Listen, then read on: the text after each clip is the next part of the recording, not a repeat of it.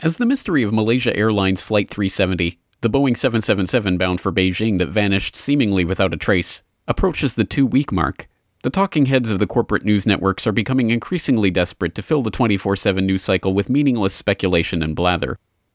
In their desperation, they have even turned to speculation on a subject long shunned as outlandish conspiracy theory by these very same networks: the possibility of remote control hijackings of commercial passenger jets. The latest theory is the flight could have fallen victim to the world's first cyber hijack. In an interview with the UK's Sunday Express, Dr. Sally Leversley, a former Home Office scientific advisor, said she believed malicious codes triggered by a mobile phone or a USB stick could have been able to override the aircraft's security system. This could then change the plane's speed, altitude and direction by sending radio signals to its flight management system. In April last year, Hugo Tesso, a security consultant, described how aircraft hacking was possible during a lecture at a computer hacking conference. The speculation is prompted in part by a report in the Federal Register last November noting that several models of 777, including the 777-200 model used for Flight 370, were susceptible to outside attack. Question mark headlines musing about the possibility of such a cyber hijacking serve to obscure or even deny a very important point. The first such cyber hijackings most likely took place over 12 years ago, on September 11, 2001, using technology that was tested, proven, and available long before that infamous date. Although unmanned aerial vehicles, or UAV, like the Global Hawk, Predator, and Reaper drones used in the US's illegal extrajudicial assassination program, are thought of as cutting-edge military hardware, UAVs of various sorts have been used since August 22, 1849, when Austria launched 200 pilotless, bomb-filled balloons on the city of Venice.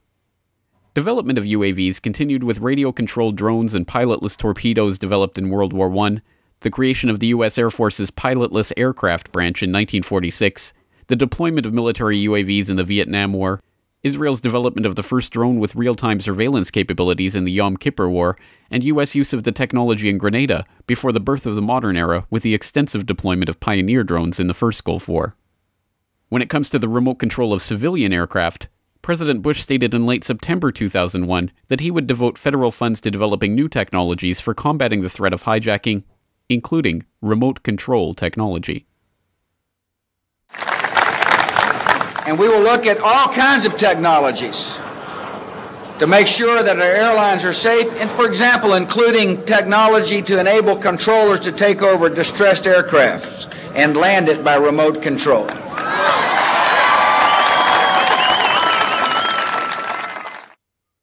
But even at that time, remote control technology had been successfully demonstrated for commercial jetliners for nearly 2 decades. This is actual footage of a joint NASA-FAA experiment conducted in 1984 at Edwards Air Force Base, in which a Boeing 720 was remote controlled through multiple takeoffs and landings before being crashed in a controlled impact demonstration. In August of 2001, this technology was further demonstrated by Raytheon, which successfully took off and landed a Boeing 727 6 times at Holloman Air Force Base in New Mexico without a pilot on board. Raytheon also developed a sensor suite for the Air Force's Global Hawk drones, and Raytheon Network-Centric Systems has recently won multiple contracts to help develop advanced communication systems for the E-4B, the US government's so-called Doomsday Plane that was spotted above the White House shortly before the strike on the Pentagon, and which has since been confirmed was one of 4 functioning Doomsday planes operating in the skies on that day. It appeared overhead just before 10 a.m., a 4-engine jet banking slowly in the nation's most off-limits airspace, on the White House grounds and the rooftop, a nervous scramble. About 10 minutes ago, there was a white jet circling overhead. Now, you generally don't see planes in the area over the White House. That is restricted airspace. No reason to believe that this jet was there for any nefarious purposes, but the Secret Service was very concerned, pointing up at the jet in the sky. And still today, no one will offer an official explanation of what we saw. 2 government sources familiar with the incident tell CNN it was a military aircraft, and say the details are classified. This comparison of the CNN video and an official Air Force photo suggests the mystery plane is among the military's most sensitive aircraft, an Air Force E-4B.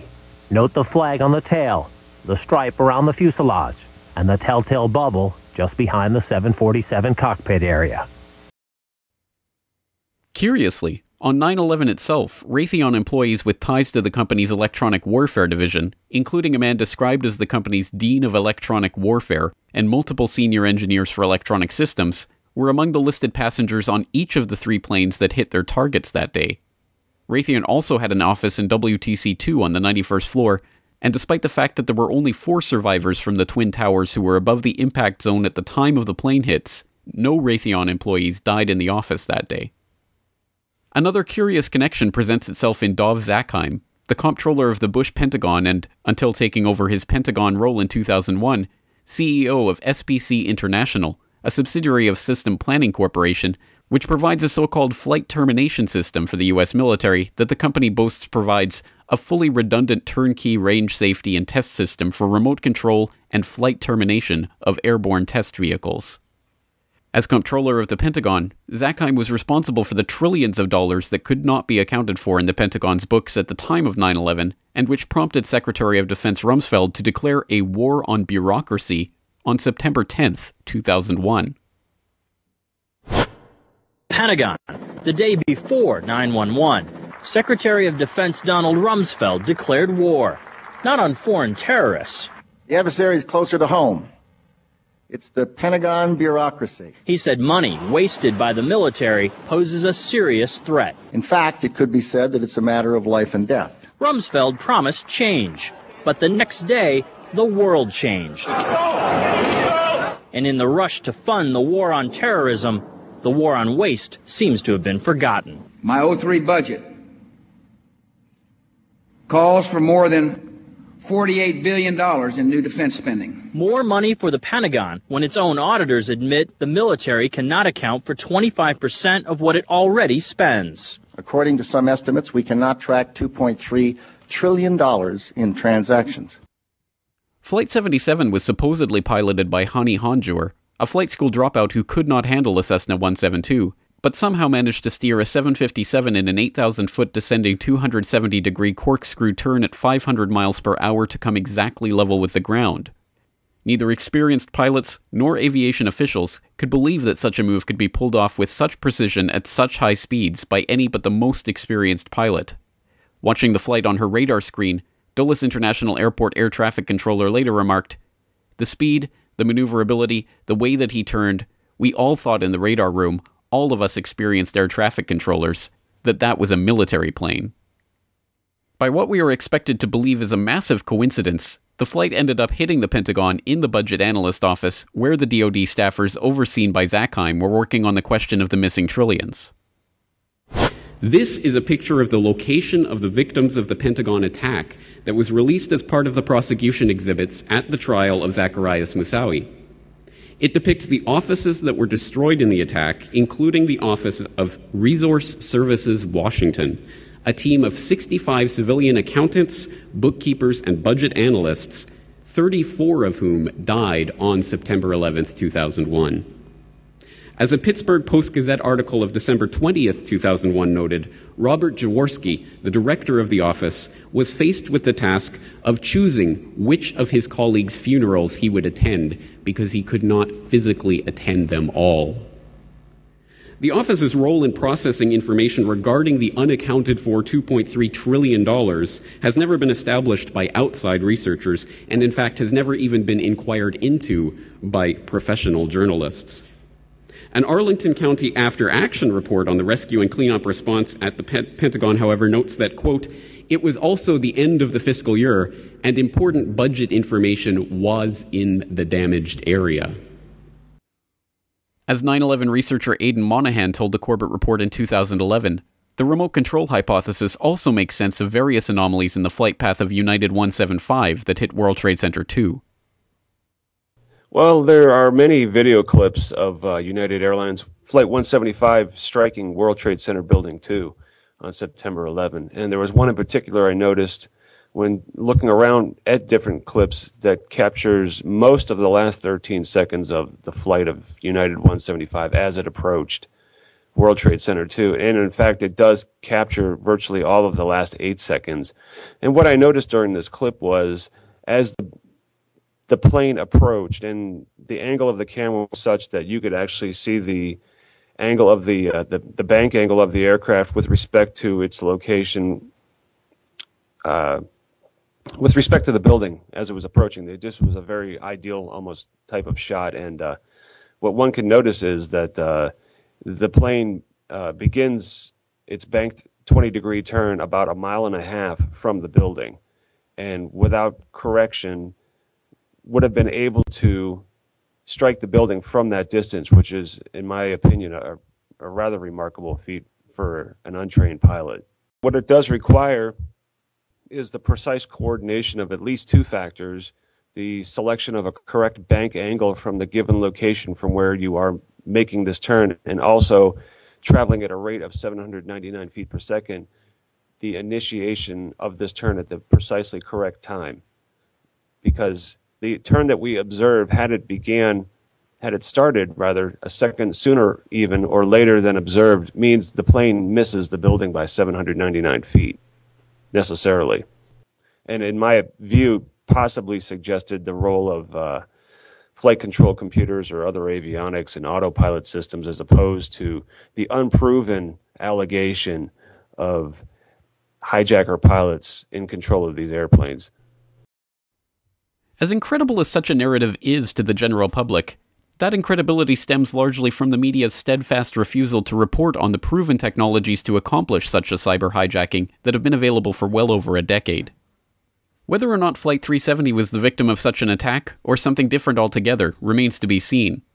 But the many pieces of the 9/11 puzzle pointing to the use of remote-controlled technologies to pilot the flights on that fateful day, from Raytheon's test flights of remote-controlled passenger jets, to Zackheim's involvement with a company responsible for remote-control flight termination systems, to the precision of United 175's bank angle and turn start time, to the presence of the E-4B Doomsday planes in the skies that morning, provide a compelling counter-narrative to the tabloid press's claim that Flight 370 may be the first example of cyber hijacking.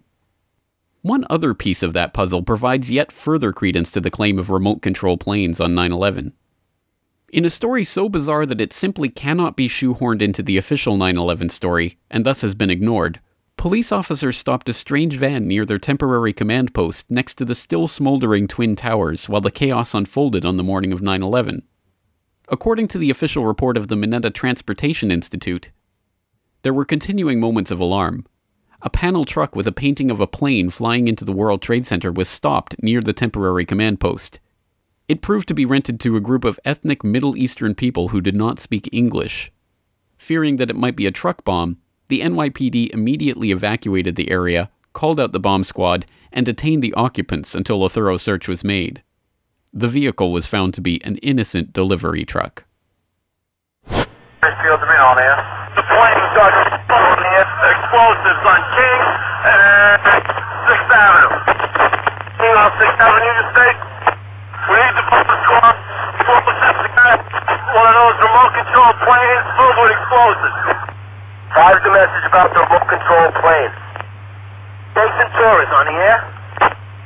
Central, clear the air for the message about the plane. Central, I got a message on that plane. It's a big truck with a mural painted of an airplane diving into New York City and exploding. I don't know what's in the truck.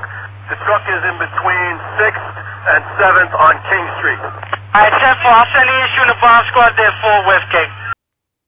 No explanation of who these men were or why they had a picture of a remote-controlled jet flying into the World Trade Center painted on their delivery van on the morning of 9/11 have ever been provided, much less even asked for by the complacent, complicit mainstream media. If and when more details of the missing Malaysian Airlines flight do eventually surface, don't expect the media to do any better job answering questions about it, or connecting any of the 9/11 dots in what may very well have been the world's first cyber hijacking, nearly 13 years ago. This video is brought to you by the subscribers of BoilingFrogsPost.com. For more information on this and other topics, please go to BoilingFrogsPost.com. For more information and commentary from James Corbett, please go to CorbettReport.com.